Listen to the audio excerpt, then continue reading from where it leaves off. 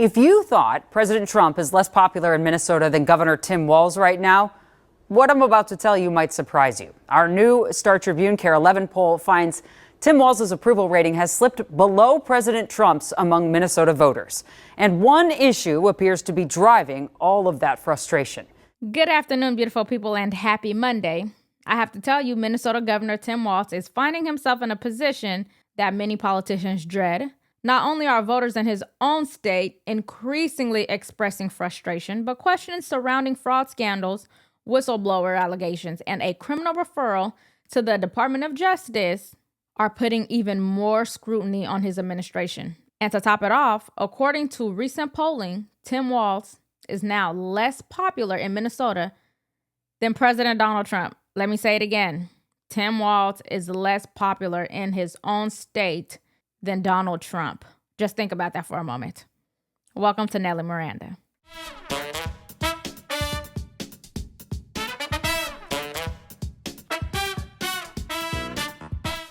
Governor Tim Walz has a lower approval rating than President Donald Trump among Minnesota voters. According to a CARE 11 Star Tribune Hubbard School of Journalism poll, just 39% of respondents endorse Walz's second term. The election is going to come down to the swing vote.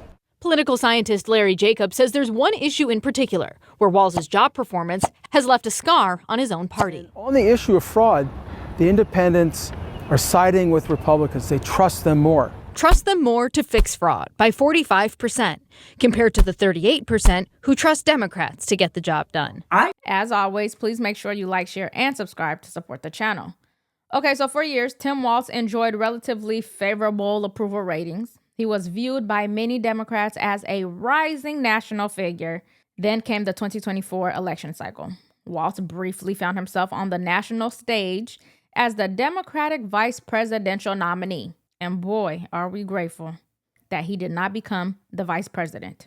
But after Democrats lost the White House, the spotlight didn't just disappear, and in fact, it intensified. Minnesota became a focal point for fraud, and lots of it. It literally became ground zero for multiple high-profile fraud investigations over the last several years. The most famous case was the Feeding Our Future fraud scandal. Federal prosecutors described it as one of the largest COVID relief fraud schemes in American history. Hundreds of millions of taxpayer dollars were stolen through fraudulent meal programs supposedly meant to feed hungry children. But instead, that money that was meant to feed hungry children during the pandemic never reached the children that it was intended to help. Minnesota estimated it lost $300 million in stolen federal nutrition funds intended for the hungry children.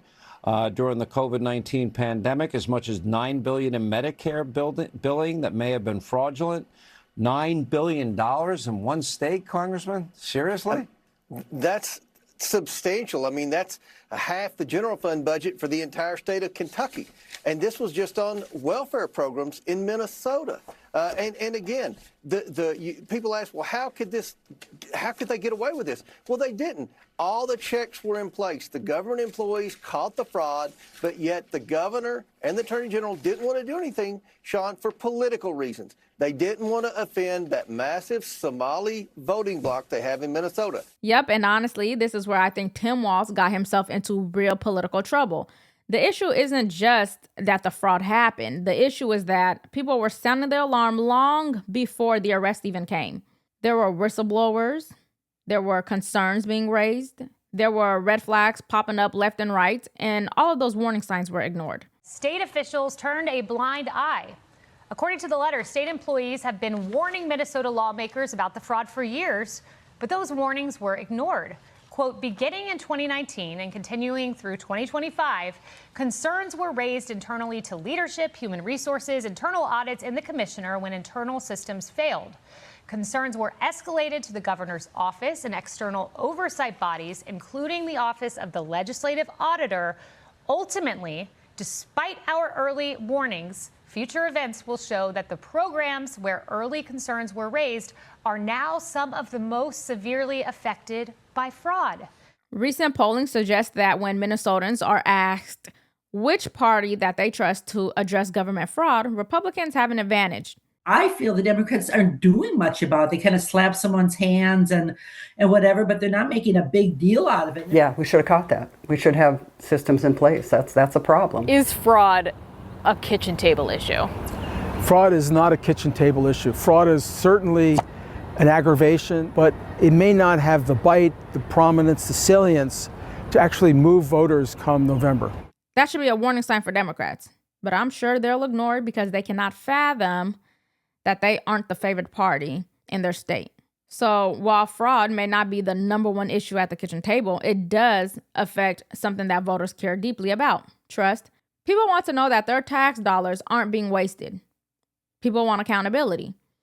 But when we are continuously seeing headlines after headlines about fraud scandals, how can we willingly trust the government to spend our tax dollars appropriately? We don't. But let's talk about another controversy surrounding Governor Tim Walz that generated strong reactions from Minnesota voters: the state flag. Yes, the old Minnesota state flag was replaced after a state commission approved a redesign process. Supporters argue that the old flag was outdated and needed modernization. Critics argue that the redesign ignored public opinion and was pushed through without a direct statewide vote. The debate became even more heated when people began comparing the new design to elements seen in Somalia's national flag and other Somali imagery. Supporters dismissed those comparisons as exaggerated. Oh, they're just exaggerating. The flag looked nothing alike. But critics acknowledged that the resemblance was obvious. If you have eyes and you can see, then you know that the flags are very similar. Like, you would have to be a fool not to notice any resemblance at all. Here's photos of past Somalian flags. Now, compare those photos to the new Minnesota state flag. I cannot believe he even got away with this foolishness with a smirk on his face. So what else did we learn in that poll today? The new Minnesota state flag is not being embraced with open arms by Minnesotans. Just a third of likely voters we polled approve of the new flag. Half of the people we talked to didn't like it at all. And when you dig into this one by party, you find that 90% of Republicans do not want the new flag. On the Democrat side, the flag still wasn't altogether popular, as 30% of Democrats aren't sure about it, 16% do not approve of it. More than half of independents asked, they don't like it. That's an abrupt finding to butt up against the process of how the flag decision was done. A Democratic-controlled legislature created a commission to redesign the flag 3 years ago, and it was that commission that welcomed in a new flag. It was never brought to the people for a truly Democratic up or down vote to replace it. Whoa, wait a minute.